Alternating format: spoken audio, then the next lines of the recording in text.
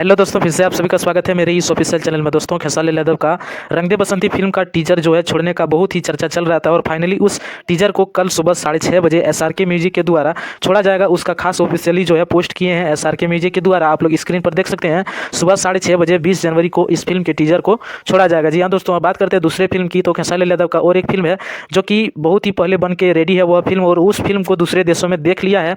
हालांकि उसे इंडिया में रिलीज नहीं किया गया है, यूट्यूब पर दूसरे देश में उस फिल्म को देखा गया है, जिस फिल्म का नाम है आशिकी। और ये जो फिल्म है दोस्तों, इस फिल्म की खास बात यह है कि इसमें अमरपाली दुबे खेसारी लाल यादव के साथ आप सबको देखने को मिलेगी।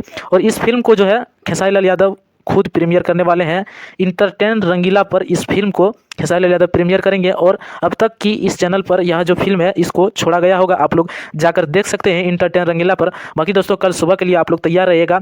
SRK म्यूजिक के द्वारा खेसारी लाल यादव का बहुत ही बड़ा फिल्म का टीजर आ रहा है, जिस फिल्म का नाम है रंग दे बसंती। और इस फिल्म की खास बात यह है कि इसमें खेसारी लाल यादव का बेटा भी ऋषभ यादव काम किया है। बाकी दोस्तों, वीडियो पसंद है तो वीडियो को लाइक कीजिएगा, चैनल पर नए तो चैनल को सब्सक्राइब जरूर कीजिएगा। धन्यवाद।